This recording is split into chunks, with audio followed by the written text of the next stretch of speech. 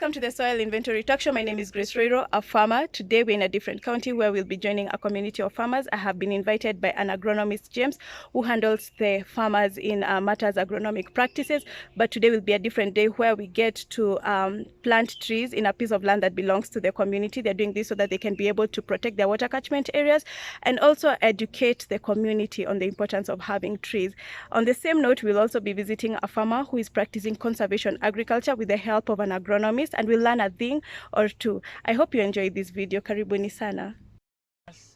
My name is James Mwangi. I'm an agronomist by profession, and today we'd like to talk about conservation agriculture and what conservation agriculture entails. So, in general, conservation agriculture is built upon three principles, and the first principle is minimum tillage.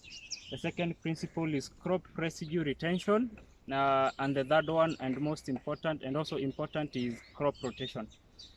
Minimum tillage, in brief words, is minimal soil disturbance, or you just open up the soil where for the purposes of placement of seed and fertilizer. Like you can see, this shamba, there was no disc harrowing or anything. What happened here is that a reaper was brought and it was used to make these lines, make the lines, as you can see, and then immediately after the lines were the rip lines were made, then planting was done. So it helps in water conservation, and also the minimal soil disturbance is also important in the sense of not disturbing or not exposing the important microorganisms that we have in our soils that are used for decaying organic matter. So basically that's what minimum tillage is. I think the next video we shall show you what crop residue retention is, which essentially is after harvesting your crop, you can leave the mofefes, the stalks to lie in between the lines, and as time goes, they decay and nutrients are returned in the soil. Because mostly what we do, we feed the plant, but we don't feed the soil.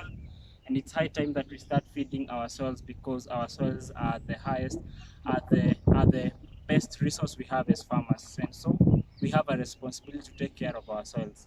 The third one is crop rotation, and crop rotation basically is where you have planted this family of crop. Next time you should not plant the same family. Rather, you should plant a different family.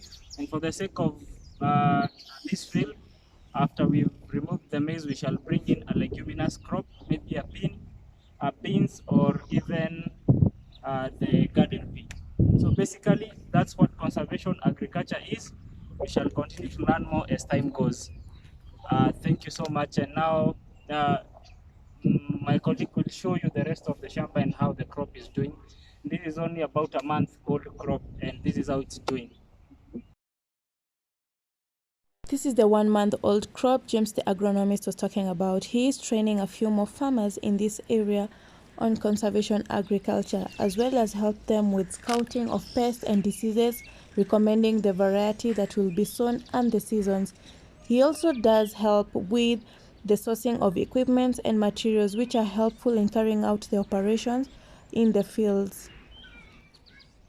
We did join the farmers in a tree planting exercise in a piece of land belonging to the community. We'll be showing you this in our next video. Remember to stay blessed and productive. Till next time, bye-bye. Amen.